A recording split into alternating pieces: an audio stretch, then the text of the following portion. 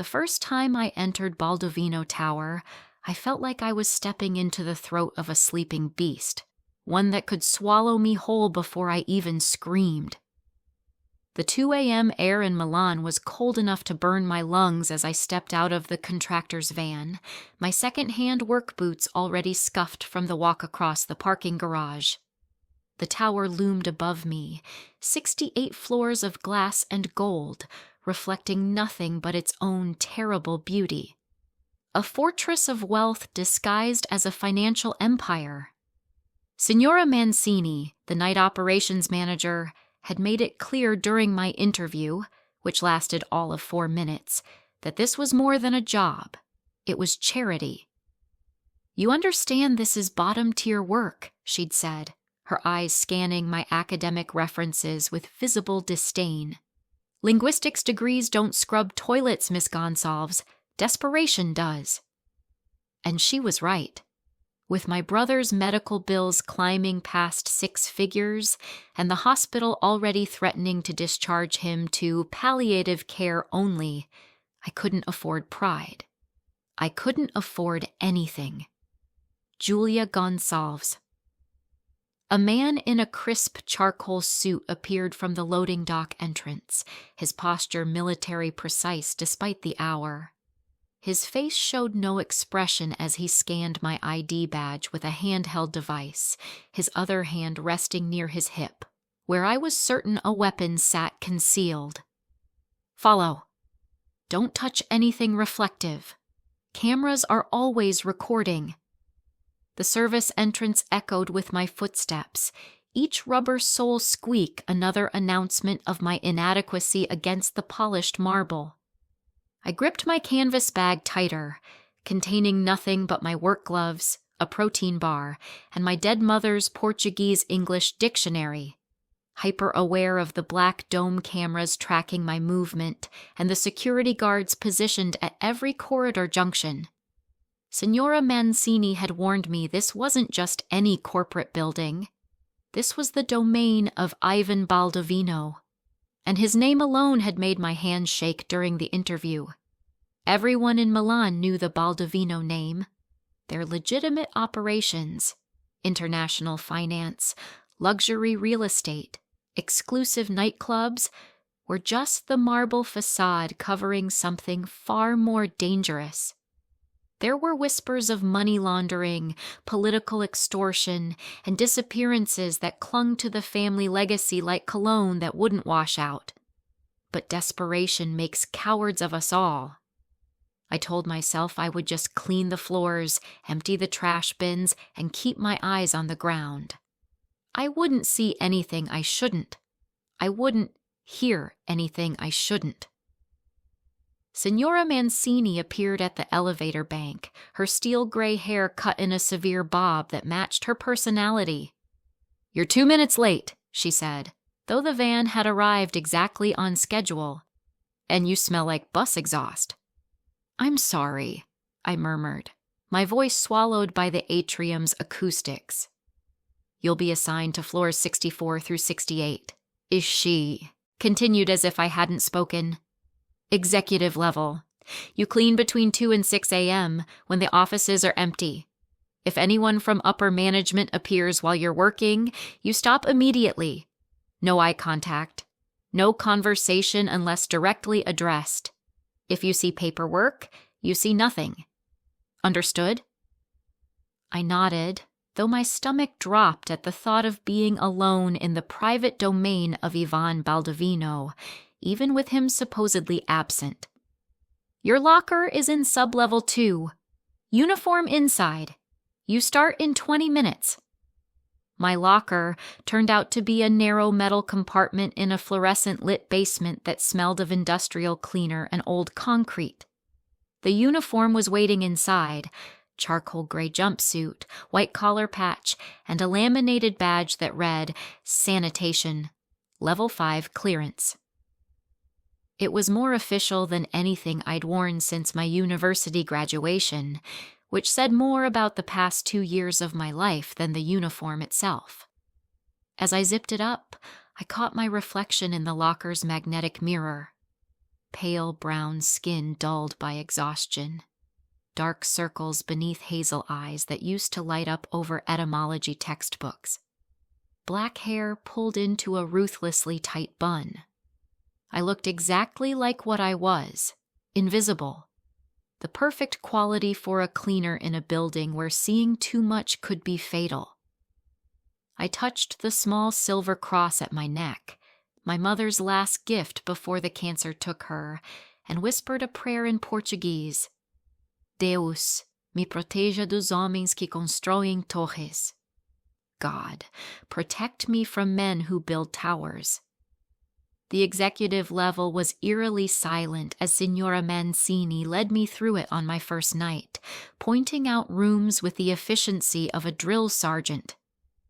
Mr. Baldovino's private office is strictly off-limits, she said, gesturing toward a black frosted glass door flanked by 2 security panels. As is the conference room when the red light is active. The rest, executive lounge, kitchen, hallways, and washrooms, are your responsibility. The hallway stretched before us like a throat lined with doors. Everything was black marble, brushed steel, and ambient lighting that made shadows feel alive. Even the air seemed expensive, temperature controlled, faintly scented with something between leather and sandalwood. The cleaning cart is already stocked. You'll find supply codes in your manual. Any breakage comes out of your pay. She handed me a tablet with a digital checklist. How will I know when he's here? I asked. She gave me a look that suggested I'd asked whether fire was hot. You'll know. Then she turned on her heel and disappeared into the elevator, leaving me alone on the 64th floor with nothing but the hum of ventilation systems and the distant click of security cameras adjusting their angles. I stood there for a moment, feeling the weight of the building pressing down on me. This tower breathes, I thought, and it knows I don't belong here. For Faikual, she, 3 weeks, became a shadow in that tower. I learned the rhythms of the building, which hours the security guards changed shifts, which executives left coffee cups on their desks, which floors had the most sensitive document shredders that jammed constantly. I wiped down conference tables that still smelled of expensive cigars, vacuumed carpets that showed no footprints, and polished door handles that gleamed like they'd never been touched. I never saw him. But sometimes there would be evidence. A leather briefcase left open on a side table, documents in Cyrillic and Arabic spilling out, an espresso cup in the private lounge, still faintly warm, with the ghost of a fingerprint on the rim, a tailored black suit jacket draped over a chair in the executive kitchen, carrying the scent of something expensive and dangerous, aoud wood, gunpowder, and cold authority. The other cleaning staff, mostly older women from the Philippines and Ecuador, spoke about him in hushed tones during our 4 a.m. break in the sub-level 2 cafeteria. He never sleeps, Rosa whispered in Spanish, crossing herself. I've seen lights in his office at every hour. The man is poseído, possessed. My cousin's husband works security on 68, added Maricel in Tagalog. He says Mr. Baldovino speaks 7 languages, uses them to negotiate with people from everywhere. Russians, Arabs, Chinese. He switches languages mid-sentence to confuse them. I said nothing, but something tightened in my chest. 7 languages. I spoke 9. They say he's killed men with his bare hands, Rosa continued, her voice dropping even lower. That he learned it in the Russian military before his family brought him back to Italy. Shh! Maricel glanced at the security camera in the corner. Walls have ears here. I finished my instant coffee in silence, but my mind wouldn't stop working. Ivan Baldovino. A man fluent in violence and vocabulary. A king who ruled from the top of a tower I was paid to keep pristine. I told myself it didn't matter. I told myself I'd never meet him. I told myself a lot of things that turned out to be lies. It happened on my 22nd night. I was cleaning the executive lounge on the 67th floor, vacuuming beneath the black leather sectional sofas, when I heard voices coming from the conference room down the hall. Male voices, raised, angry. I froze, my hand still gripping the vacuum handle. The red light above the conference room door was off, which meant the room was supposed to be empty. But the voices were getting louder, bleeding through the supposedly soundproof walls. I should have left.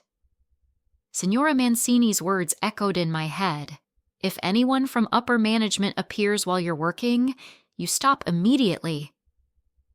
But then I heard it. Russian. Two men arguing, their voices sharp and escalating. My brain, trained by years of linguistic study, hardwired to process language, automatically started translating. You think you can walk into Milano and renegotiate terms? Baldovino will bury you. Baldovino isn't here, and you're just the messenger, Sergei. Where's the real authority? You want authority? I'll show you. The sound of a chair crashing, a shout, then silence, the kind that precedes violence. My heart hammered against my ribs. Walk away, Julia. This isn't your business. But my feet moved toward the conference room instead. The door was slightly ajar. Through the gap, I could see two men in expensive suits facing each other across a glass table. One was older, silver-haired, his face red with rage. The other was younger, blonde, his hand moving toward his waistband, where a gun probably waited. I didn't think. I reached for the intercom panel on the wall, the one used for building announcements, and pressed the button for the conference room. Then I spoke, in perfect Russian. Gentlemen, this conversation is being recorded by building security. I suggest you both sit down before Mr. Baldovino reviews the footage and decides neither of you is worth his time. The men froze. The blonde one's hand hovered over his weapon. The silver-haired one spun toward the intercom speaker, his eyes wide. Who? I released the button and stepped back from the panel, my hands shaking. What did I just do? I grabbed the vacuum and my cart and moved toward the elevator as quickly as I could without running, my pulse roaring in my ears. I didn't know it then, but 68 floors above me, in an office lined with monitors and silence, Ivan Baldovino had just paused mid-signature on a contract. His eyes had shifted to the security screen showing the 67th floor intercom system, and he had rewound the footage. Once, twice, 3 times. Listening to a janitor speak flawless Russian with the syntax of a native Muscovite. He leaned back in his leather chair, his expression unreadable. Then he pressed a button on his desk phone. Marco, find out who was cleaning the 67th floor tonight. A pause. And bring me her file. Subscribe if you haven't already, and tell me in the comments where you're watching from, because tomorrow's story unfolds darker, deeper, and far more dangerous than you think. Now, let's begin the tale. Ivan Baldovino didn't believe in coincidences. In his world, everything happened for a reason. Usually because someone orchestrated it, profited from it, or died because of it. So when he sat alone in his office at 3:47 a.m., rewinding security footage for the 5th time, he knew this wasn't chance. This was something else. The screen showed a grainy view of the 67th floor hallway. A woman in a gray jumpsuit, barely visible in the frame, standing at the intercom panel. Her face was angled away from the camera, but her posture was tense, her hand trembling slightly as she pressed the button. Then her voice came through the archived audio. Gentlemen, This conversation is being recorded by building security. I suggest you both sit down before Mr. Baldovino reviews the footage and decides neither of you is worth his time. Perfect Russian. Moscow accent. The formal register used by diplomats and intelligence officers. From a janitor. Ivan's jaw tightened. He leaned forward and opened the personnel file Marco had delivered 20 minutes ago. Gonçalves, Julia Mariana. Position, sanitation specialist, night shift. Clearance level, 5, restricted access. Employment start. Date, 22 days ago. Education, M.A. in Applied Linguistics, Università Statale di Milano, incomplete, financial withdrawal. Languages, self-reported. Portuguese, English, Italian, Spanish, French, Russian, German, Arabic, Mandarin. Emergency contact. Rafael Gonçalves, brother. San Rafael Hospital, Critical Care Unit. Ivan read the file twice. 9 languages, a master's degree abandoned for money, a brother in critical care. He sat back in his chair, fingers steepled beneath his chin, his gray eyes narrowing. Desperation.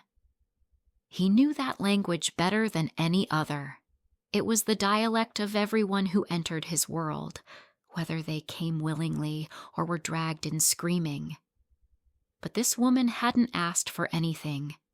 She'd intervened in a negotiation that could have turned violent, used her intelligence as a weapon, and then disappeared.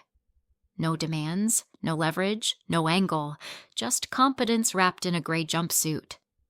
Ivan pressed the intercom button on his desk. Marco. Si capo. Bring Julia Gonçalves to my office, tonight, before her shift ends. There was a pause, brief but noticeable. She's the cleaning girl, boss. You want me to... Did I stutter? No, signore. Right away. Ivan ended the call and returned his gaze to the frozen image on the screen, the woman's hand on the intercom, her face still hidden. Who are you, Julia Gonçalves? And why do I feel like you just walked into a cage you don't even know exists? I was wiping down the mirrors in the executive washroom on the 66th floor when Marco found me. Miss Gonçalves. I nearly dropped the spray bottle. Marco was one of Ivan Baldovino's personal security guards. I'd seen him escorting men in expensive suits through the lobby, always 3 steps behind, always watching.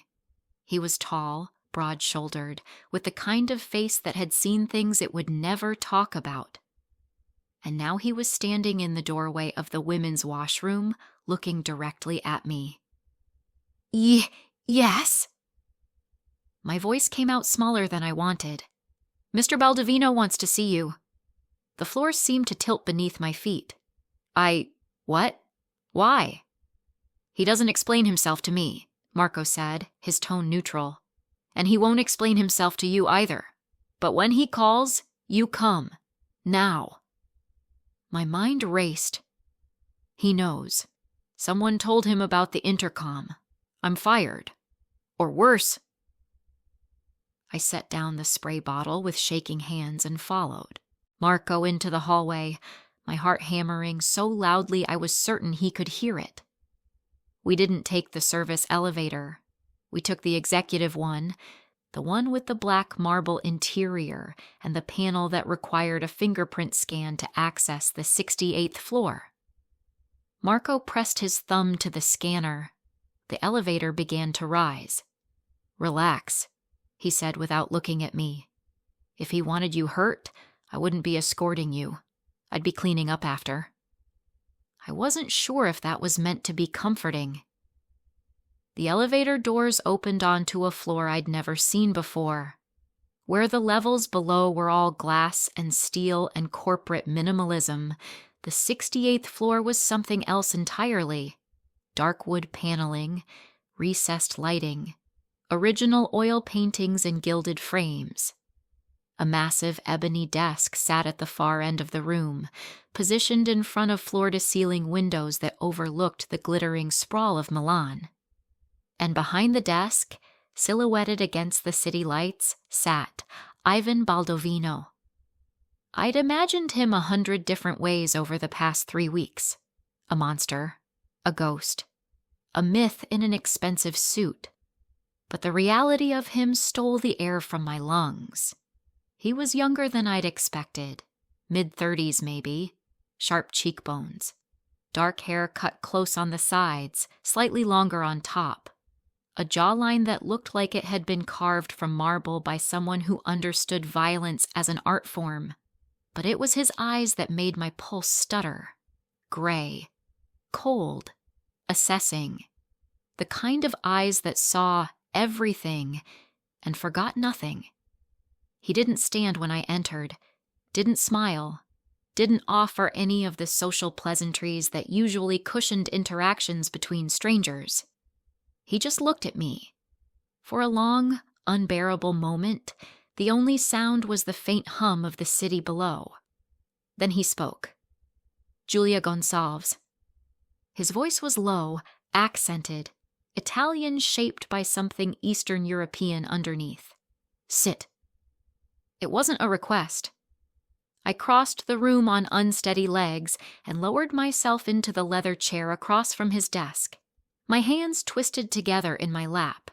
He slid a tablet across the desk toward me.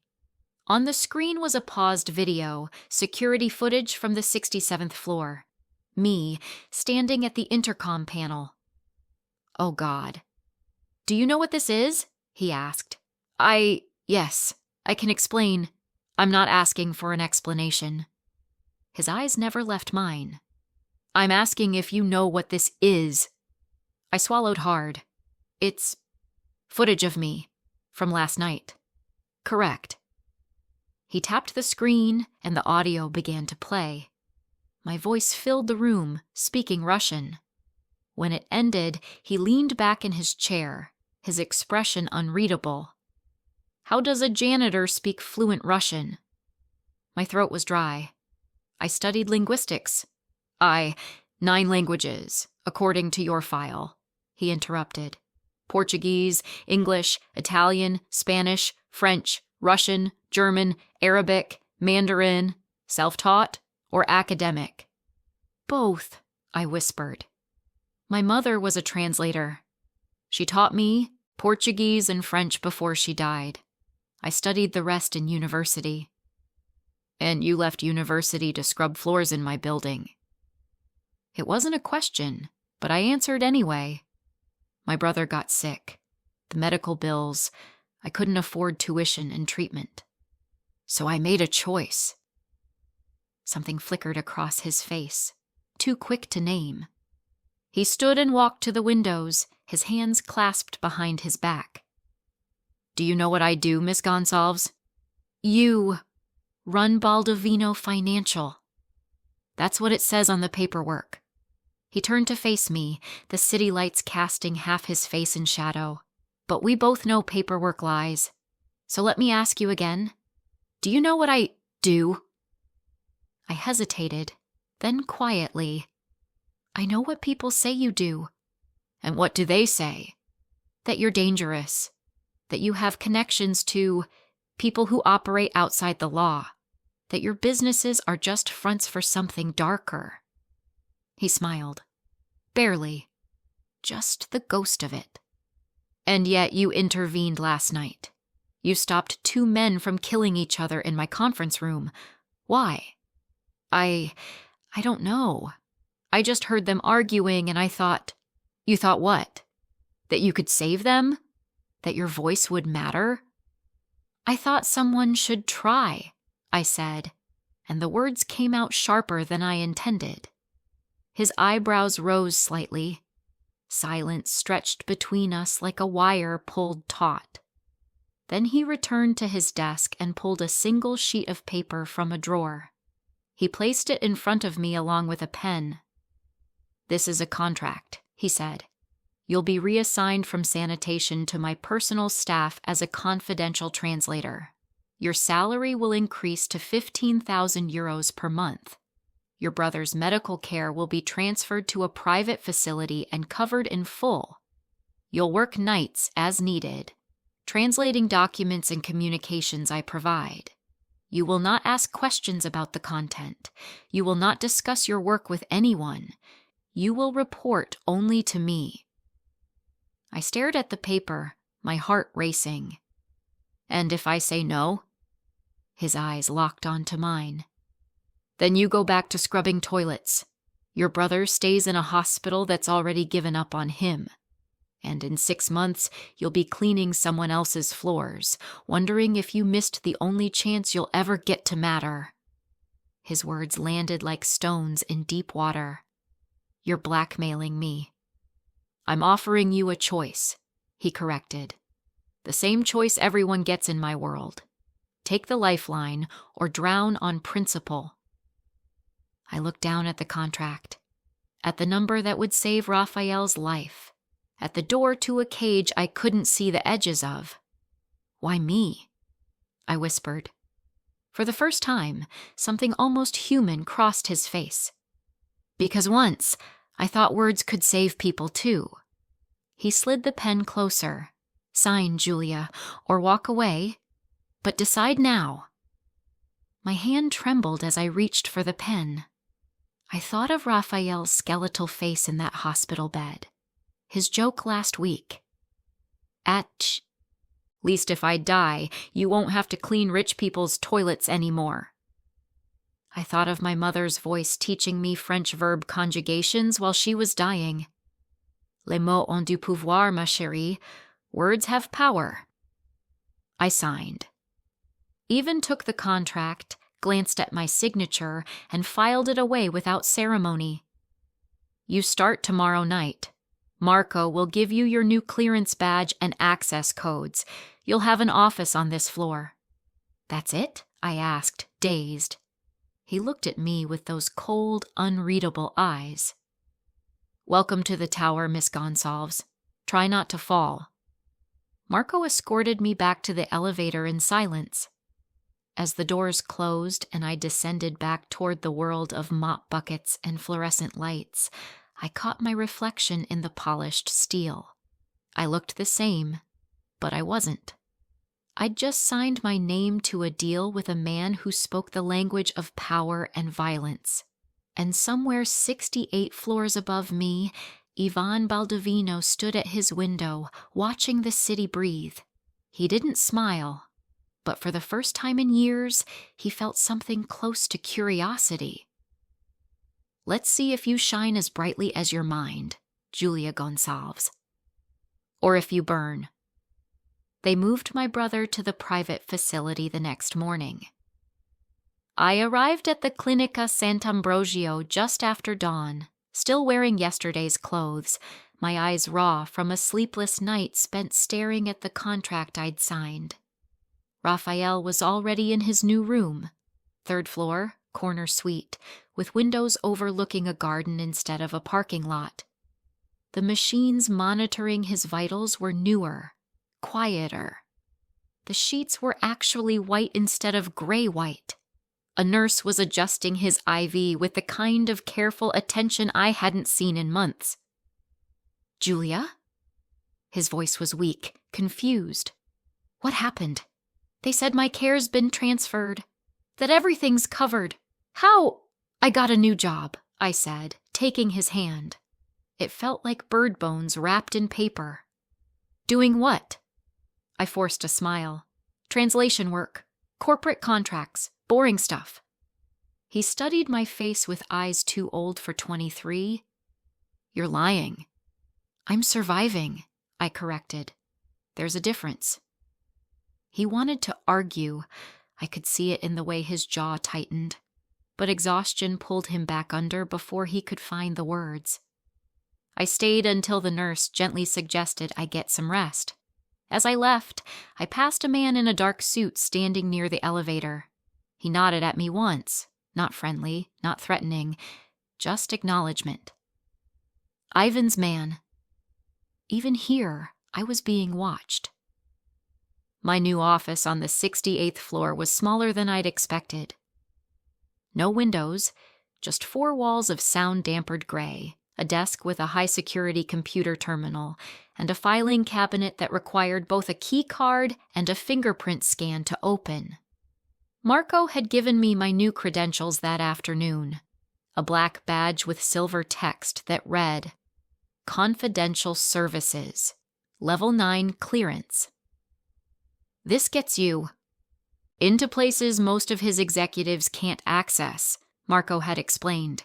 Don't lose it, don't lend it, don't photograph it. If it goes missing, you go missing. Understood? I'd nodded, my throat too tight to speak. Now I sat at the desk, staring at the blank computer screen, waiting. At exactly 10 p.m., the screen flickered to life. A message appeared in a secure chat window. Baldovino, you're early. My fingers hovered over the keyboard. Gonçalves, J. You told me to report tonight. I'm reporting. Baldovino, eager or nervous? Gonçalves, J. Both. A pause. Then, Baldovino, good. Nervous keeps you sharp. Check the filing cabinet. Folder marked Zurich 07. Translate the contents into Italian. You have 2 hours. The chat window closed. I crossed to the filing cabinet, scanned my credentials, and pulled open the drawer. Inside was a single accordion folder, worn at the edges. The documents inside were old, some yellowed with age, written in a combination of German and French. Financial records, property deeds, letters between Swiss bankers and someone named V. Constantine. My hands moved automatically, my brain switching into the mode it had been trained for years to occupy. The space where grammar was architecture and meaning was excavation. I started typing. It became a pattern. Every night, a new task appeared. Translate coded letters intercepted from a shipping company in Gdańsk, Polish to English. Decode a series of voicemails left in Arabic, transcribe and summarize in Italian, review a contract written in Mandarin, identify discrepancies between the Chinese and English versions. None of it was simple corporate work. These were the documents of a shadow empire, shipments that moved through ports without manifests, payments that flowed through banks that didn't ask questions, names that appeared in files but never on official records. I didn't ask what they meant. I just translated them. But I wasn't stupid. Every word I rendered from one language to another was a thread in a web I couldn't see the edges of. And Ivan Baldovino sat at the center, pulling the strings. He watched me work. I discovered this on my 5th night, when I glanced up from my screen and saw the faint red indicator light on the camera in the corner of my office. It was always on, but that night, I felt the weight of his attention like a hand on the back of my neck. I kept typing, refusing to look at the camera directly. Later, when I submitted the translation, the chat window opened again. Baldovino, You hesitated on the 3rd page. Why? My pulse quickened. Gonçalves, J. The phrasing was ambiguous. The Arabic word taslim can mean delivery or surrender, depending on context. I chose delivery, but flagged the alternate interpretation in the notes. Another pause. Baldovino, You were right to flag it. The man who wrote that message was offering surrender, not confirming delivery. He's dead now because the person who translated it before you missed the nuance. Ice slid down my spine. Gonçalves, J. I'm sorry. Baldovino, Don't be. You just saved me from making the same mistake twice. The chat closed. I sat in the dark office, my hands shaking, wondering how many lives had been bent or broken by a single mistranslated word. 2 weeks into my new role, Ivan gave me something different. A handwritten letter, old paper, ink faded to brown. Baldovino, This was written by my mother. I need to know what it says. The language was Russian, but the script was ornate, pre-Soviet. I handled it carefully, as if the paper might crumble. My dearest Vanya, if you are reading this, then I am already gone. Forgive me for leaving you in a world that speaks only in violence. I tried to teach you another language, one of mercy, of poetry, of love, but your father's blood runs too thick in your veins. Remember, words are not just weapons. They are also keys. Use them to open doors, not just to close them. Yours always, Mama. I sat with the translation for a long time before I typed it into the system. When I submitted it, there was no response. Not that night, not the next. On the third night, the chat window opened. Baldovino, I. Thank you.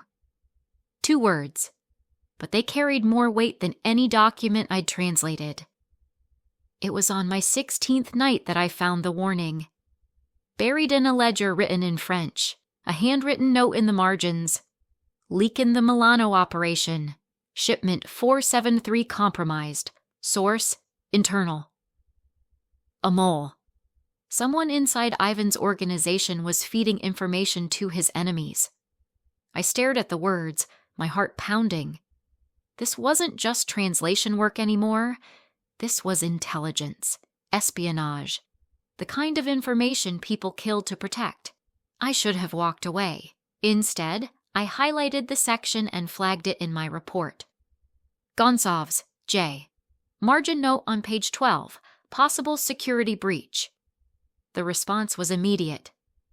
Baldovino, I. Come to my office, now. I stood on shaking legs and walked down the hall. The door to his office was already open. Ivan stood at the windows, his back to me, hands in his pockets. Close the door, he said without turning. I did. You found something no one else has seen in 3 years, he said quietly. Either you're the best translator I've ever hired, or you're part of the problem. I'm not. He turned, and his eyes were cold fire. Then prove it. He crossed to his desk and pulled out a file. There are 12 people with access to that ledger. One of them is selling me out. I want you to review every communication they've sent in the past 6 months. Find me the snake, Julia. I'm a translator, not an investigator. You're whatever I need you to be, he interrupted. Or did you forget what you signed? Our eyes locked, and in that moment, I realized I wasn't just working for Ivan Baldovino.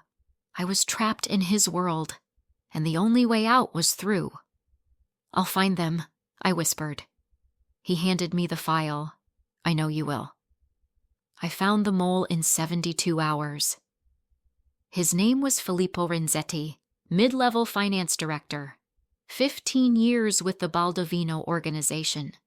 A wife in Bergamo and a gambling debt in Monaco that made him desperate enough to sell information to the De Luca syndicate for 40,000 euros.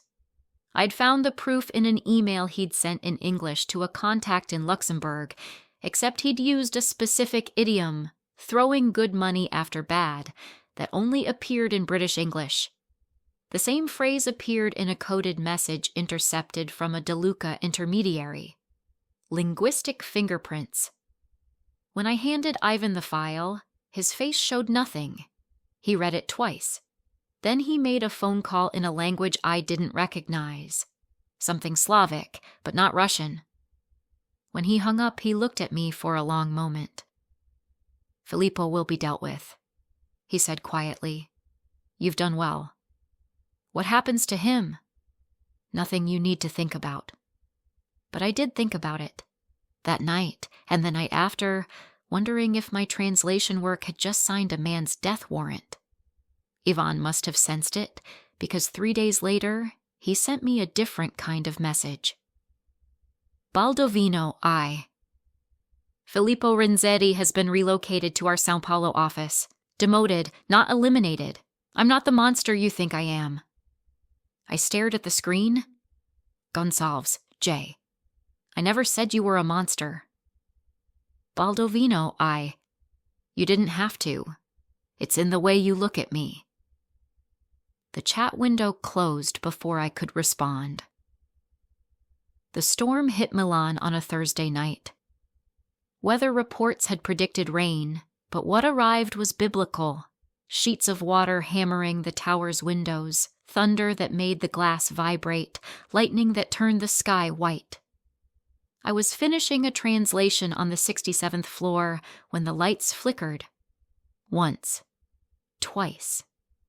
Then the entire building went dark. Emergency lighting kicked in, dim red strips along the floor, but the hum of ventilation systems died, leaving only the sound of rain and my own rapid breathing. My computer screen was black. The door to the hallway required electronic access. I was trapped. I pulled out my phone. No signal.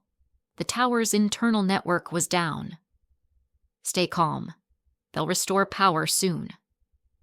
I stood and felt my way toward the door, using the emergency lighting to guide me. The hallway was empty, red-lit, like the corridor of a ship going down. I headed for the service stairs, but stopped when I heard the elevator ding. That's impossible. The power's out. The elevator doors slid open. Emergency lights illuminated the interior, and the man inside. Even Baldovino. He looked different in the red light, less polished. His tie was loosened, his jacket discarded. He'd been working late too. His eyes found mine. "Get in," he said. "I was coming to find you. The elevator's working? Battery backup. It'll get us to the parking level." I hesitated for only a moment before stepping inside. The doors closed, sealing us in a space barely 6 feet square. Ivan pressed the button for P1. The elevator descended. Then, halfway between the 40th and 39th floors, it lurched to a stop. The emergency lighting flickered and died. Complete darkness. "Cazzo," Ivan muttered. I pressed myself against the wall, my heart hammering. "What happened?" "Battery must have failed." His voice was calm, controlled. "Backup systems will restore power eventually. We wait." "How long?" "Could be minutes. Could be hours." Hours. Trapped in a steel box with Ivan Baldovino in complete darkness. I focused on breathing, on not panicking. Then his voice cut through the dark, quieter than before.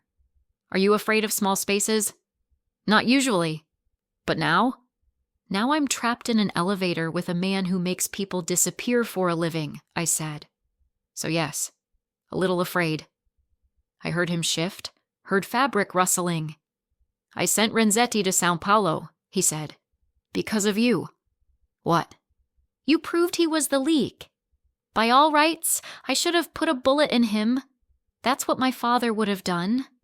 What my advisors wanted me to do." A pause. "But you looked at me like I was already the executioner, and I realized I didn't want you to see me that way." The confession hung in the darkness between us. "Why do you care what I think?" I whispered. "I don't know." He sounded almost angry about it. "But I do." Thunder rumbled, distant and muffled. "You said you thought words could save people," I said carefully. "What did you mean?" Silence stretched so long I thought he wouldn't answer. Then, when I was 12, my mother was killed because of a mistranslation. My breath caught. She was negotiating a truce between my father's organization and a Chechen group. The translator my father hired was incompetent, translated temporary ceasefire as permanent surrender. The Chechens thought my mother was mocking them. They killed her in front of the church where the meeting was held. "Ivan." My father had the translator killed, then the Chechens, then anyone associated with them. 53 people dead because one man couldn't tell the difference between 2 Russian words. I could hear his breathing now, slightly uneven. I learned 9 languages after that. Studied them obsessively, because I never wanted to trust anyone else with words again. Words are weapons, Julia. They kill just as efficiently as bullets, sometimes more so. They can also heal, I said softly. My mother used to translate for refugees, asylum hearings. She'd stay up all night making sure every word was perfect because she knew lives depended on it. She died believing language was a bridge, not a weapon. What do you believe? I thought about it. About the documents I'd translated, the deals I'd helped broker, the mole I'd found. I think language is whatever the speaker makes it. A weapon, a bridge, a cage, a key. Which one am I using it as? All of them, I said, depending on who you're talking to.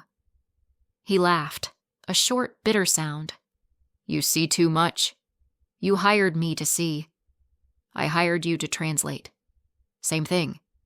Another silence. Then I felt movement. He'd shifted closer, not touching, but close enough that I could feel the heat of him in the confined space. What am I saying now? His voice was low, rough. That you're tired of being alone at the top of your tower. And you? I'm saying I understand what it's like to speak 9 languages and still not be heard. The air between us changed, charged. Julia! The elevator lurched. The emergency lights flickered back on, harsh and red. We were inches apart. His eyes locked on mine, no longer cold but burning. The elevator began to descend. By the time the doors opened on the parking level, we'd both stepped back, putting careful distance between us. Ivan straightened his tie, his mask sliding back into place. Marco will drive you home, he said, his voice once again controlled. I can take a taxi. Marco will drive you home, he repeated. Then quieter. Please. I nodded and walked toward the waiting car. But as Marco opened the door, I looked back. Ivan stood in the red-lit garage, watching me. Neither of us looked away. Not until the car pulled into the rain and he disappeared from view. After that night, everything shifted. The chat windows stopped. Instead, my phone would ring, Ivan's direct line, and his voice would fill my ear, low and precise, giving me assignments that felt less like orders and more like conversations. There's a contract on my desk written in Cantonese. The Hong Kong team says it's standard, but I don't trust standard. Read it. I need you to listen to a recording. Russian. The speaker says he's from Moscow, but I think he's lying. Tell me where he's really from. There's a book in my office. French poetry. Rimbaud. I can't read it, but my mother used to quote from it. Translate page 47. I became a fixture on the 68th floor. My small windowless office felt like a cell, so Ivan started letting me work in his conference room, the one with floor-to-ceiling windows overlooking Milan's glittering sprawl. Sometimes he'd work at the opposite end of the table, reading contracts while I translated. The silence between us wasn't empty. It was full of things neither of us knew how to say. Other times, he'd ask me questions. Why Mandarin? It's the hardest. Because my mother said the hardest things are the ones worth learning. Do you miss her? Every day. Do you miss yours? A pause. Then, every hour. The staff noticed. Lorenzo Caruso noticed first.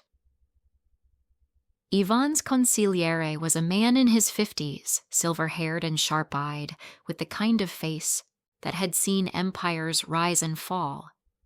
He'd been with the Baldovino family for 30 years, longer than Ivan had been alive, and he didn't trust me. I saw it in the way he watched me when I passed him in the hallway, the way conversation stopped when I entered the executive lounge, the way his eyes narrowed whenever Ivan called me into his office. One night, as I was leaving the 68th floor, Lorenzo stepped into the elevator with me. Miss Gonsalves. Signore Caruso. I kept my eyes forward. You've become quite essential to Mr. Baldovino's operations. I do the work he assigns me. Yes, translation work. His tone made it sound obscene. Tell me, do you know what happened to the last person who became essential to him? I didn't answer. Her name was Katya. Beautiful girl. Russian. He thought he could trust her.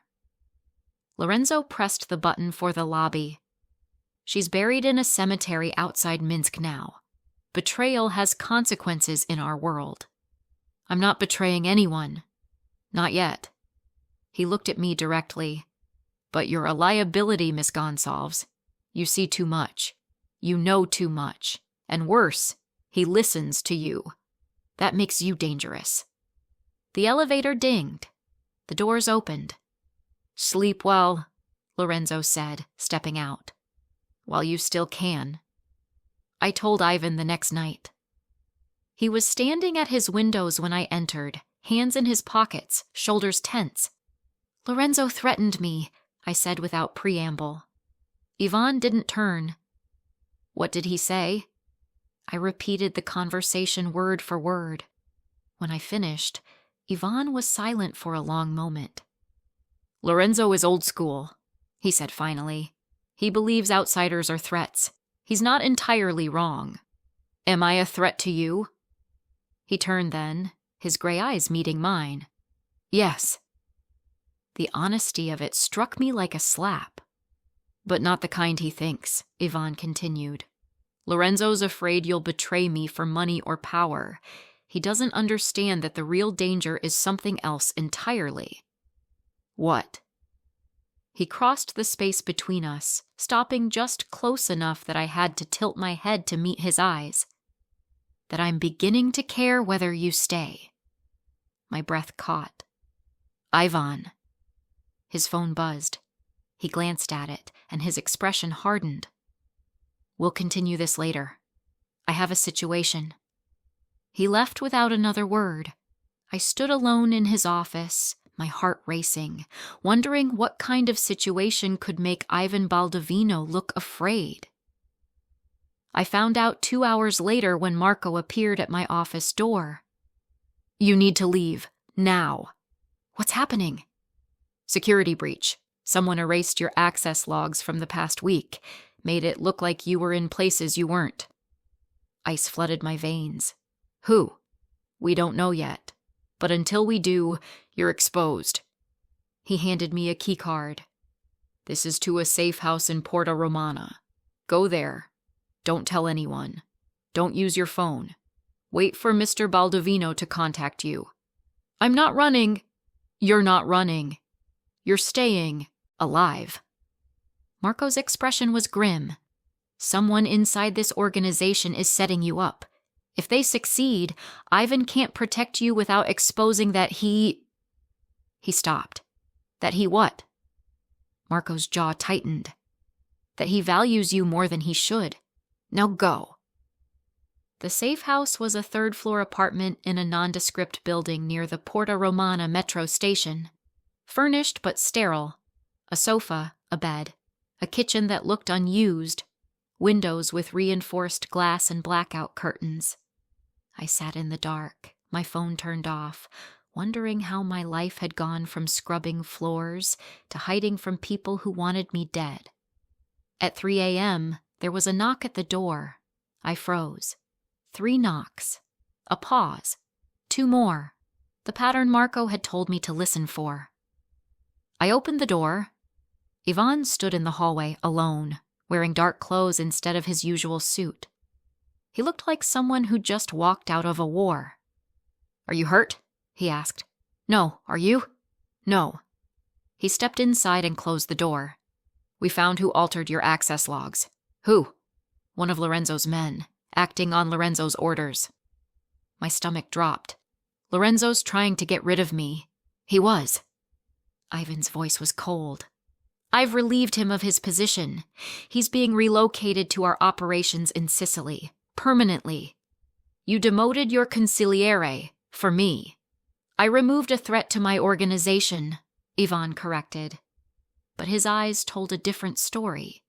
He moved closer, and I could see the exhaustion in his face, the weight of choices made. You keep disrupting my world, Julia, he said quietly. Everything was clear before you, black and white, business and blood. But now what? Now I look at projections and think about whether you've eaten. I'm in negotiations, and I wonder what you'd say about the language being used. I make decisions, and I consider how you'll see me after. He reached up and touched my face, just his fingertips against my cheek. You've become the variable I can't account for. I should have stepped back, should have remembered that this man was dangerous, that his world devoured people. Instead, I leaned into his touch. What do we do? I whispered. His thumb traced my jawline. I don't know, but I can't let you go.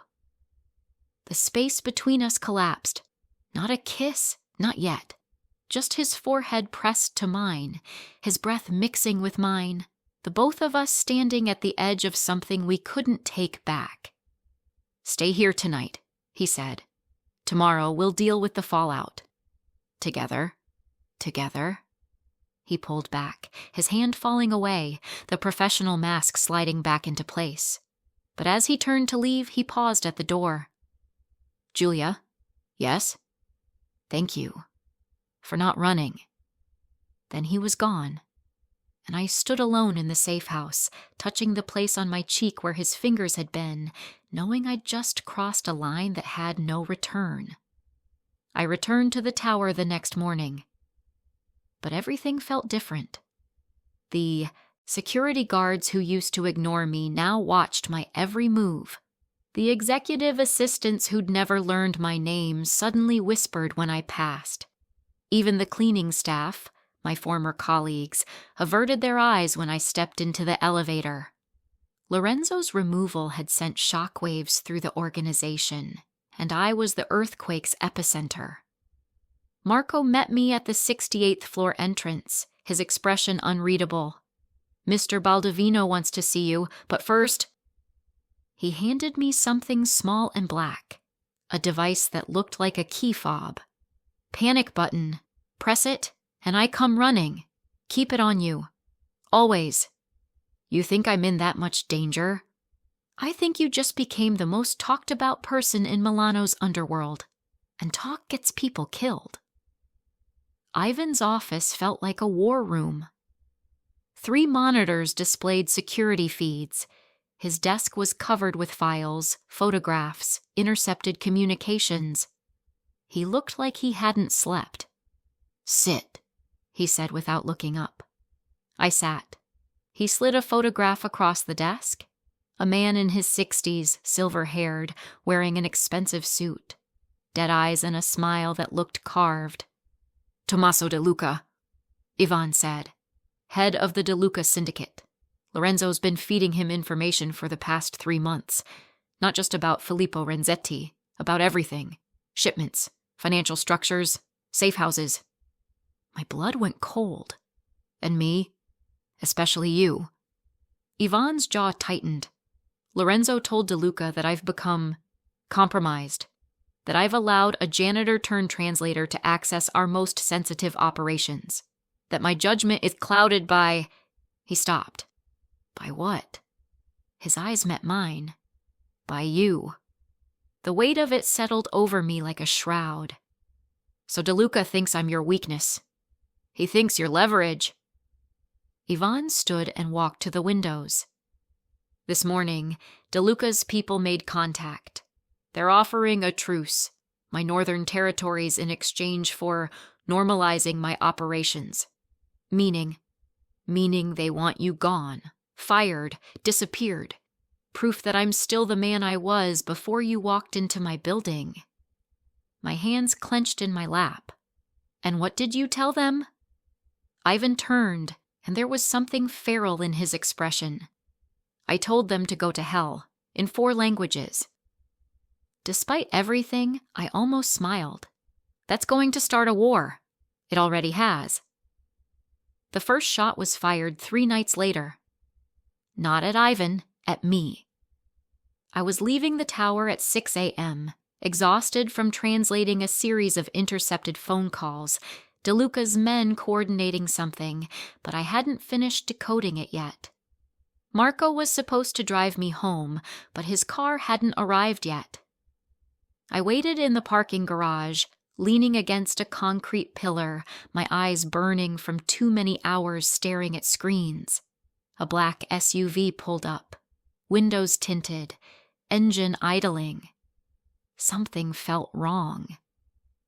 I reached for the panic button Marco had given me. The SUV's window rolled down.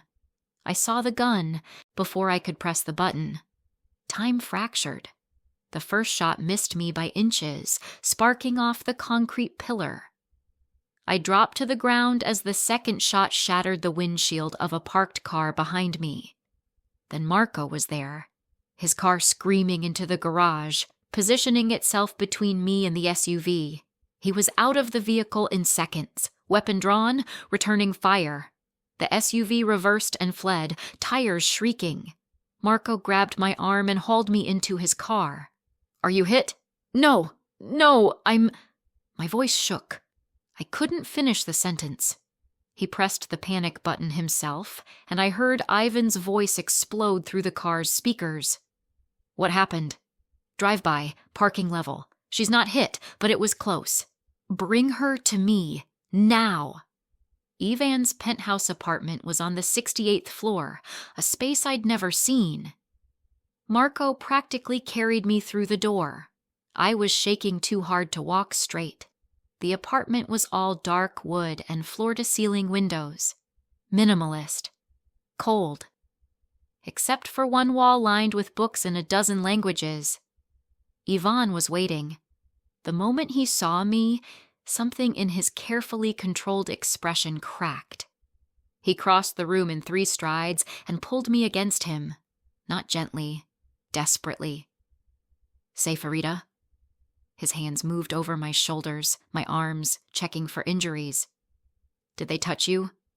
"I'm fine. Marco stopped them." Ivan looked over my shoulder at Marco, and something passed between them. Gratitude. Understanding. An order that didn't need words. Marco nodded and left, closing the door behind him. Ivan's hands were still on my shoulders. "This is my fault," he said, his voice raw. "I should have sent you away the moment Lorenzo made his move. I'm not going anywhere." "Julia, you think I don't know what staying means?" I pulled back enough to look at him. I translated those intercepts. I know DeLuca's planning something bigger. I know Lorenzo's leak compromised half your operations. I know every day I stay makes me more of a target. Then why? Because I'm tired of running from powerful men who think they can decide my life. My voice steadied. I ran from my dreams when the money dried up. I ran from my mother's legacy because I was afraid I'd fail it. I'm not running anymore. Ivan stared at me like I was something he couldn't translate. "They'll come for you again." "I know. They'll use you to destroy me. Then we don't let them." "How?" I stepped closer. "We finish what I started. I decode the rest of those intercepts. We find out what DeLuca's really planning, and we stop him before he stops us." Ivan's hand came up to cup my face, his thumb tracing my cheekbone. "You're supposed to be the cautious one, the academic, the woman who uses words to build bridges." "Maybe I learned from you," I whispered. "Maybe words can be weapons and bridges, depending on who you're fighting." Something shifted in his eyes, decision crystallizing into certainty. "If you stay, there's no going back. You won't just be my translator anymore. You'll be..." "Yours," I finished. "I know." The word hung between us like a vow. Then his mouth was on mine. Not gentle, not asking permission. Acclaiming, raw and fierce and edged with desperation. I kissed him back with everything I had. All the fear, all the defiance, all the reckless certainty that I was exactly where I was supposed to be. When we finally broke apart, we were both breathing hard. "I need to make a call," Ivan said, his voice rough. "DeLuca wanted proof that you don't matter to me. I'm going to send him a very different message." "What message?" His smile was cold and dangerous. "That anyone who touches you dies screaming." That night, Ivan executed Lorenzo's inside man, the one who'd altered my access logs, in front of his entire inner circle. I wasn't there to see it, but I heard the whispers the next day. Baldovino's gone mad. He killed one of his own over a girl. Not a girl, a weapon. No, a queen. And in a fortified estate in the hills outside Milano, Tommaso DeLuca received a message written in perfect Italian. "You wanted to test my resolve. Consider it tested. Touch her again, and I'll burn your empire to ash." DeLuca read it twice. Then he smiled. "So the wolf does have a heart after all," he murmured. "Good. Hearts are so much easier to cut out than minds." He picked up his phone and made a call. "Proceed with the girl's brother. I want her broken before we take her." I should have known they'd go after Raphael. I should have seen it coming. But I was too busy translating intercepted communications about shipment routes and offshore accounts, too focused on the way Ivan's hand would brush mine when he handed me documents, too intoxicated by the dangerous intimacy of working beside a man who ruled an empire from a tower of glass, too blind to see that mercy is the one word his enemies would never translate. The call came at 2 p.m. on a Tuesday. I was in Ivan's conference room, 3 espresso cups deep into decoding a series of messages in Arabic, when my personal phone, the one only Raphael in the hospital had, rang. Unknown number. I almost didn't answer. "Hello? Julia Gonçalves?" A woman's voice. Crisp. Professional. "Yes? This is Clinica Sant'Ambrogio. I'm calling about your brother Raphael. There's been a complication. We need you to come immediately." My heart stopped. "What kind of complication? Is he—" "Please come to the clinic, Miss Gonçalves. We'll explain everything when you arrive." The line went dead. I was already grabbing my bag. Ivan looked up from his desk. "What's wrong?" "It's Raphael. The hospital. Something happened. I have to go." He was on his feet instantly. "I'll have Marco drive you." "No, I'll take a cab. You have the meeting with the Hong Kong investors." "Julia." His voice stopped me at the door. "Marco drives you. Non-negotiable." I didn't have time to argue. Marco's car was already waiting when I reached the parking garage. "Sant'Ambrogio, right?" he said, pulling out before I'd even closed the door. "Yes. How did you—" "Boss called ahead." He glanced at me in the rearview mirror. "You okay?" "I don't know. They wouldn't tell me what happened." Something flickered across Marco's face. "When we get there, stay close to me. Don't go anywhere alone." "It's a hospital, Marco. Humor me." The clinic's lobby was unusually empty when we arrived. No patients in the waiting area, no nurses at the reception desk, just sterile white floors and the hum of fluorescent lights. "Where is everyone?" I whispered. Marco's hand moved to his hip, where his weapon sat concealed. "Stay behind me." We moved deeper into the building, past the empty reception, down the hallway toward Raphael's wing. The nurse's station was abandoned. Raphael's door was open. I ran. "Raphael." His room was empty, the bed stripped, medical equipment unplugged and silent. "No. No, no, no." A sound behind me. I spun. 3 men in hospital orderlies' uniforms blocked the doorway, but their postures were all wrong. Too rigid, too ready. Military, not medical. Marco stepped between me and them, his gun already drawn. "Walk away," he said quietly. "Now." The center man smiled. "Mr. DeLuca sends his regards." Then the lights went out. I woke to the smell of wet stone and old wine. My head throbbed. My wrists were bound behind me, rough rope cutting into my skin. I was sitting in a chair, my ankles tied to its legs. I forced my eyes open. I was in some kind of cellar. Stone walls, arched ceiling, wooden wine racks lining the walls, most of them empty. A single bare bulb swung overhead, casting shadows that moved like living things. "Ah, she wakes." A man stepped into the light. 60s, silver hair, expensive suit that looked wrong in the damp cellar. Tommaso DeLuca. I'd seen his photograph in Ivan's files. "Where's my brother?" My voice came out hoarse. "Safe. For now." DeLuca pulled up a chair and sat across from me, crossing his legs casually. "Comfortable in a private facility much nicer than the one Baldovino arranged. We're not monsters, Miss Gonsalves. Where's Marco?" "Your bodyguard? He made the mistake of being loyal. He's breathing, but he won't be driving anyone for a while." DeLuca smiled. "You're very concerned about other people. That's admirable. Stupid, but admirable. What do you want?" "The same thing I've always wanted. The Northern Territories. Baldovino's port operations. And for him to remember that empires aren't built on sentiment." He leaned forward. "You're a very educated woman, Miss Gonsalves. 9 languages, I'm told. So let me speak plainly in one you'll understand. You're bait." Ice flooded my veins. "Ivan won't come for me." DeLuca laughed, a sound, like breaking glass. "Oh, my dear, he's already on his way. The moment we took you, his entire organization went into motion. He's tracked you here using some method we haven't identified yet.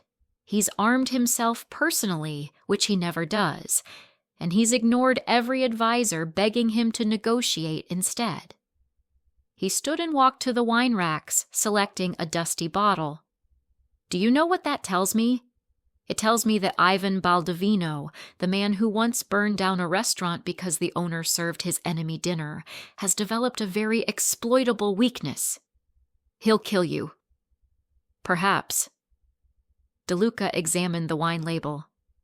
"Or perhaps he'll walk into my trap and I'll kill him. Either way, his empire fractures. Lorenzo has already agreed to support my claim to leadership once Ivan is removed. Lorenzo's in Sicily. Lorenzo is wherever I need him to be." DeLuca set down the bottle. "You're very brave, Miss Gonsalves, but bravery without power is just noise, and in this world, noise gets drowned out by gunfire." He moved toward the door. "Wait." He paused. "Please, don't hurt Raphael. He's sick. He's innocent. He has nothing to do with any of this." DeLuca looked at me with something that might have been pity. "No one is innocent in Milano, child. We're all just choosing which devil to serve." He nodded to someone I couldn't see. "Keep her comfortable. Baldovino should be here within the hour. I want her alive and undamaged when he arrives." The door closed.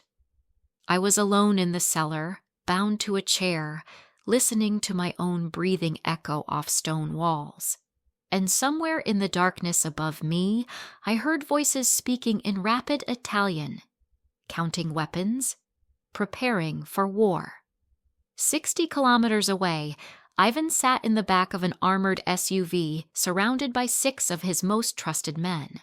Maps spread across his lap, thermal imaging on a tablet, satellite photos of the DeLuca estate in the Lombardy Hills. His phone buzzed. A message from an encrypted number, a photo.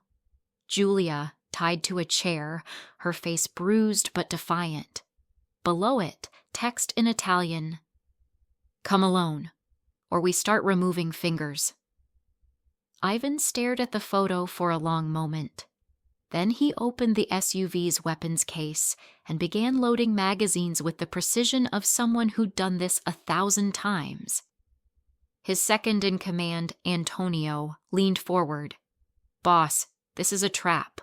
We should bring everyone. 50 men, minimum." Ivan slid a pistol into his shoulder holster. "DeLuca wants me to negotiate, to trade territory for her, to prove I'm still rational." He loaded a second weapon. "So we're going to show him exactly how irrational I've become." "And if they kill her before we arrive?" Ivan's eyes were cold fire.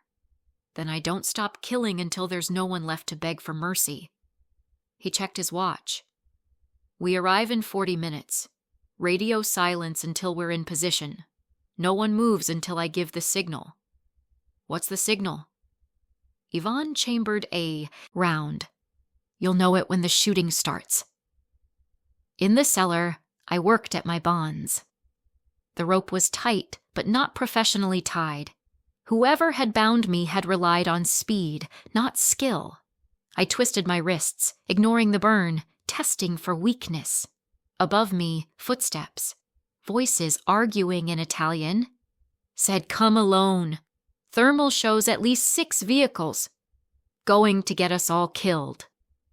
Then silence. The kind that precedes violence. I closed my eyes and whispered a prayer in Portuguese, the same one my mother taught me.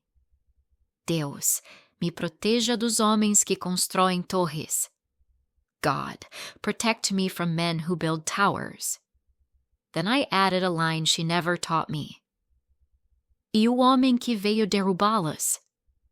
And the man who came to burn them down. Outside, in the rainy darkness of the Lombardy hills, Ivan Baldovino stepped out of his vehicle. He carried no white flag, no terms of negotiation, just weapons, fury, and the cold certainty that some things were worth starting wars over.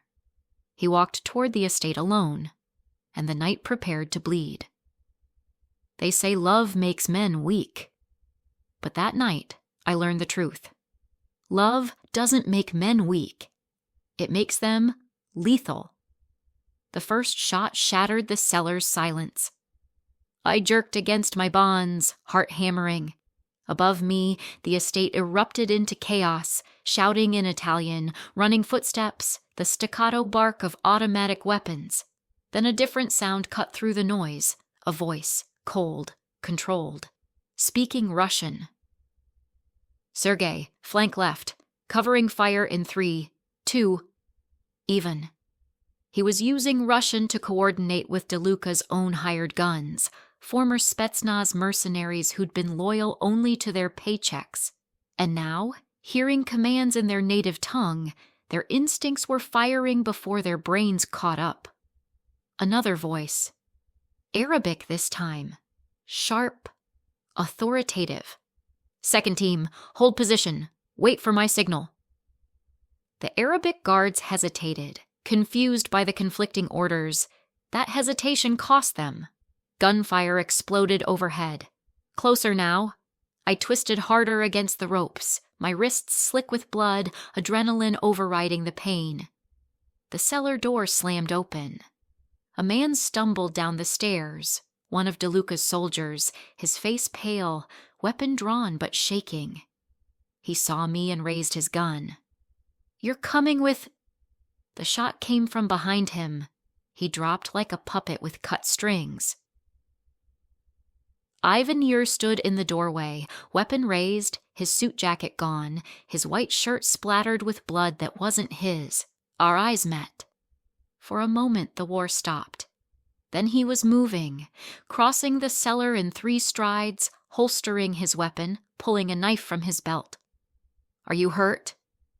His hands were gentle despite the violence still echoing above us. "No. Raphael.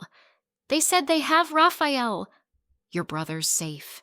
He's still at Sant'Ambrogio. They lied to lure you out." He cut through the ropes with quick, precise movements.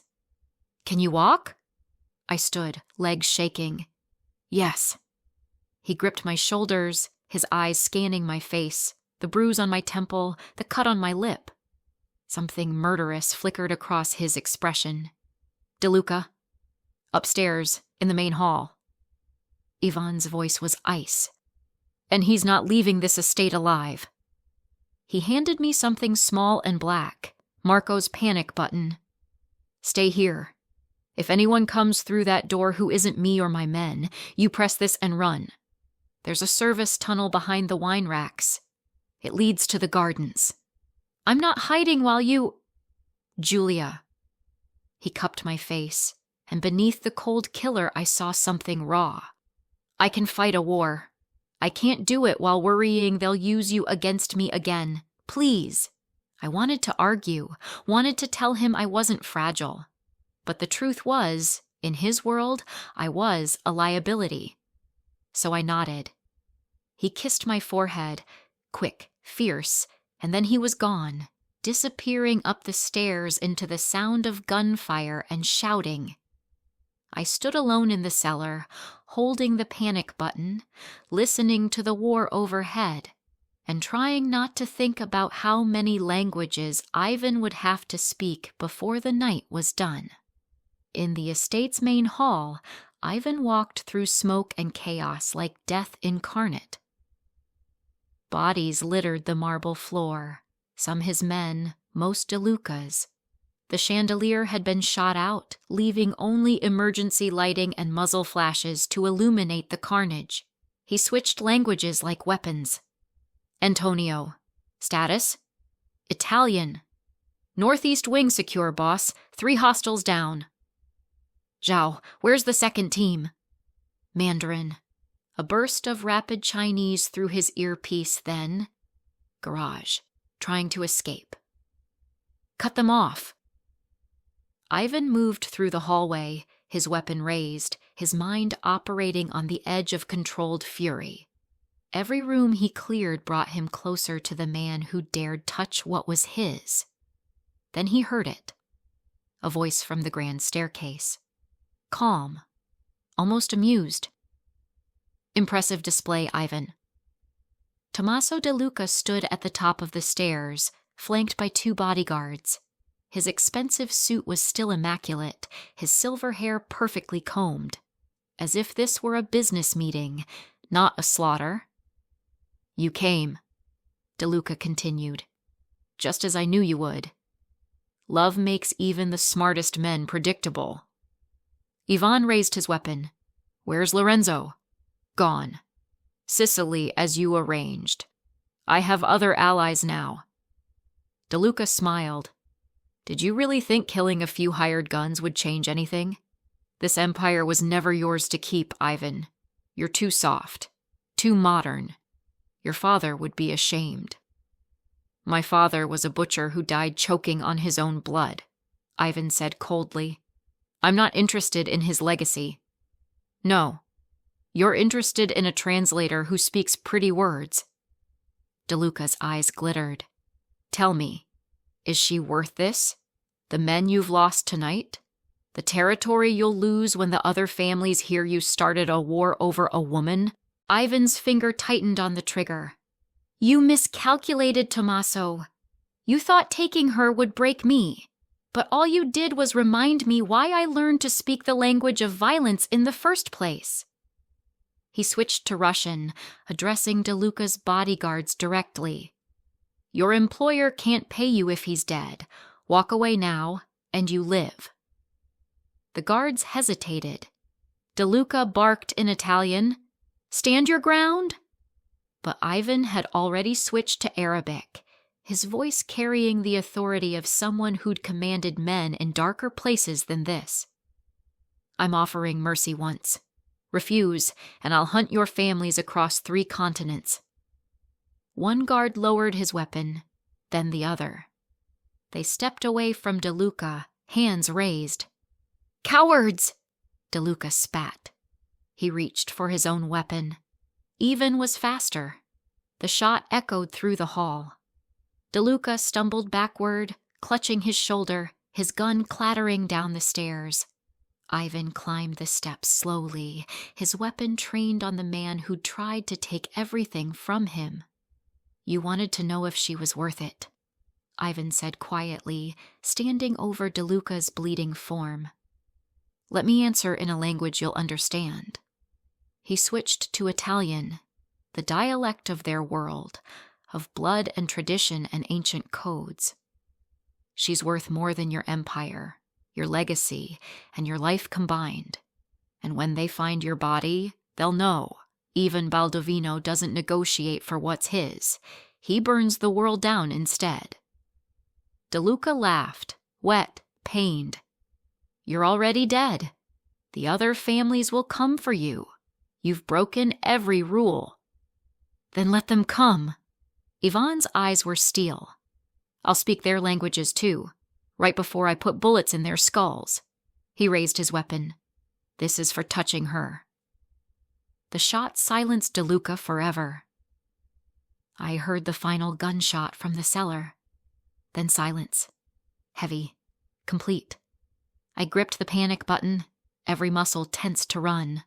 Footsteps on the stairs. Slow. Deliberate. The door opened. Ivan stood there, covered in blood and smoke, his weapon lowered. Our eyes met.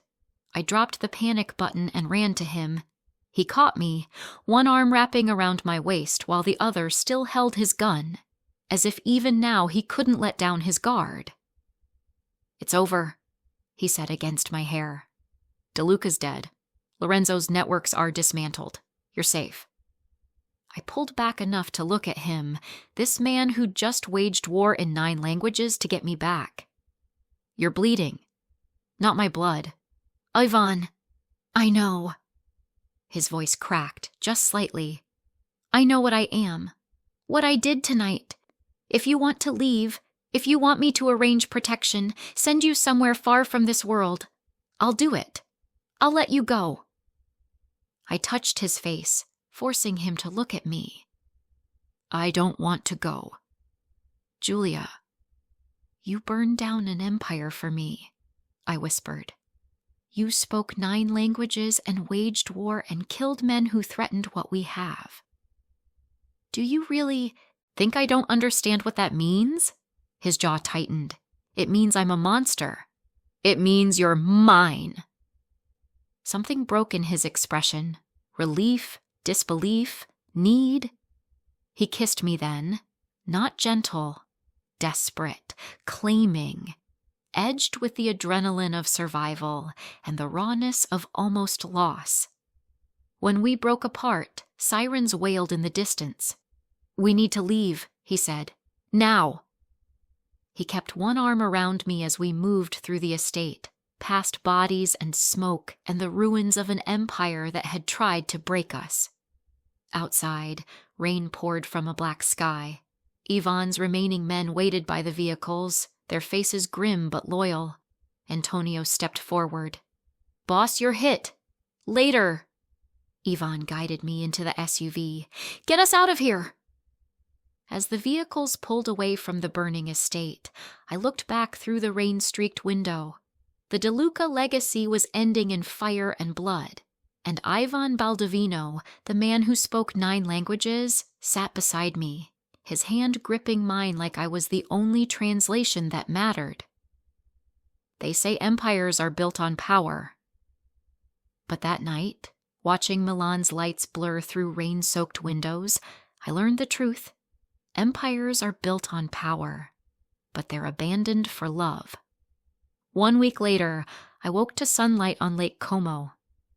For a moment, I didn't remember where I was. The bed was too soft, the air too clean, the silence too complete. Then it came back. The aftermath.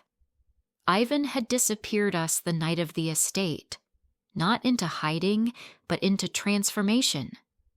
While Milan's underworld scrambled to make sense of Tommaso De Luca's death and the power vacuum it created, we'd vanished into the kind of wealth that made disappearing easy.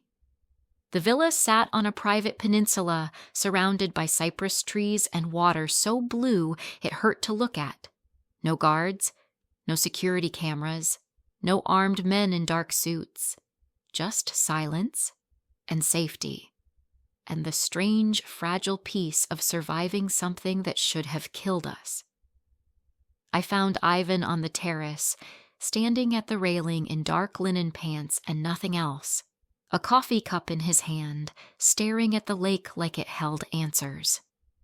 The morning light caught the scars on his back, old wounds I'd never asked about, stories written in his skin that he'd never offered to translate. "You're awake," he said without turning. "You weren't in bed. Couldn't sleep." He took a sip of coffee. "Too quiet." I moved beside him, and he automatically shifted, his arm coming around my waist. The gesture was becoming natural, this need to touch, to confirm the other was real. "Have you heard anything?" I asked. "Antonio called an hour ago. Lorenzo's formally retired to Sicily. The northern territories have been absorbed by the Castellano family, their allies, so it's stable. The port operations are being restructured under new management." "And your position?" Ivan's jaw tightened. "I'm officially stepping back for health reasons. My cousin Dmitri is assuming operational control. The transition's already underway." I turned to look at him. "You're really doing this. Walking away." "I already did." He set down his coffee and faced me fully. "The moment I walked into that estate alone, I chose. The families know it. They'll pretend it's health, pretend it's strategy, but they know the truth." "What truth?" "That Ivan Baldovino chose a woman over his empire. And in our world, that's unforgivable." His eyes searched mine. "You understand what that means? I can't go back. Even if I wanted to, they'd see me as compromised. Weak. Are you?" I asked quietly. "Weak?" A ghost of a smile crossed his face. "Probably. I don't care." He pulled an envelope from his pocket and handed it to me. Inside were 2 passports. One Italian, one Brazilian. Both with my photo, both with different names. "Sofia Martinelli," I read aloud. "Ana Costa." "Your choice," Ivan said. "We can stay in Europe as the Martinellis. I've already purchased a villa in Lisbon under that name. Or we can go to Brazil, start completely over. Your brother's care is guaranteed for life, regardless of what you choose. The trust is irrevocable." I stared at the documents, at the futures they represented. "And you? What name are you using?" He showed me his own passport. "Marco Martinelli or Carlos Costa, depending on which life you want." "You gave up your own name." "I gave up everything," he corrected. "The tower, the title, the power, all of it. Because none of it mattered without you." His words should have felt romantic. Instead, they felt terrifying. "Ivan, I know what you're thinking." He turned back to the lake. "That I'll regret it. That I'll wake up one day and resent you for what I gave up. That a man who built an empire can't just walk away and be happy. Will you?" Silence stretched between us, filled only by the sound of water lapping against stone. "6 months ago," he finally said, "I would have killed anyone who suggested I'd abandon everything I built. I was the empire. It was my identity, my purpose, my language." He looked at me. "Then you walked into my tower with a mop bucket and 9 languages, and suddenly I started translating my life differently. How? I started seeing it for what it was. A beautiful, terrible cage I'd built myself. And every day you worked beside me, I realized I'd rather break out than rule from inside." He took my hands. "After everything, you'd walk away?" I whispered, echoing the question I'd asked before. His answer was different this time. "Power spoke every language but peace. You taught me that word." We chose Lisbon. The villa was smaller than the Lake Como estate, just 4 bedrooms, a garden with lemon trees, and a view of the Tagus River that turned gold at sunset. No staff, no security detail, Just us, learning how to be normal, or as normal as a former Mafia boss and his polyglot translator could be. I taught language classes at the University, Portuguese, French, Italian, using a credential Ivan had somehow made legitimate. He consulted for international firms on cultural negotiations, which was really just a polite way of saying he helped corporations avoid the mistakes that led to bloodshed. We were careful. We were cautious. We were boring. And it was the most alive I'd ever felt. 3 months into our new life, Raphael visited. He'd gained weight. Color had returned to his face. The experimental treatment Ivan's trust had paid for was working. We sat in the garden, drinking wine, watching the sunset paint the river. "You seem happy," Raphael said, studying me. "Different. I am different." "Because of him?" I looked through the window to where Ivan was cooking dinner, something he'd never done in his previous life, but now approached with the same intensity he'd once applied to empire building. "Because I finally stopped running," I said, "and found someone who stopped with me." Raphael was quiet for a moment. Then, "He's good for you, even if his past is complicated, terrifying." Raphael smiled. "But I suppose love is supposed to be a little terrifying." That night, after Raphael had gone to bed in the guest room, Yvonne and I stood on the terrace. The Lisbon lights glittered below us, and for once, they didn't feel like a tower watching.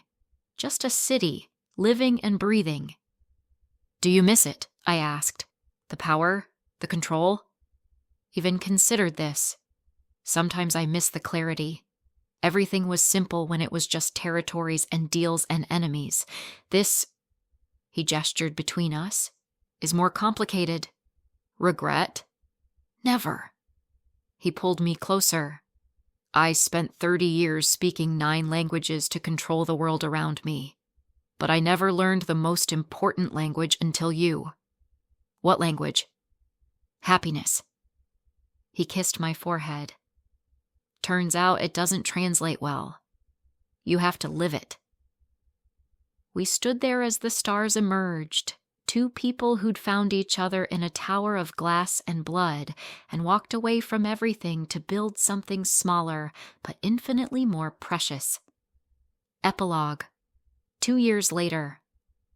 The bookshop was small, tucked into a cobblestone street in Alfama. It specialized in rare languages.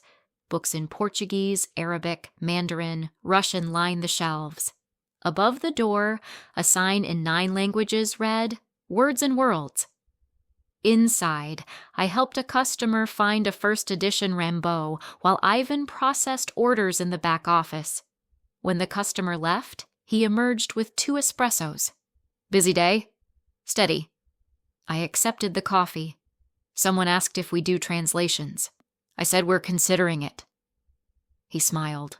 The real smile, not the cold one from his previous life. "Maybe just small jobs, love letters, immigration documents, nothing that involves bloodshed."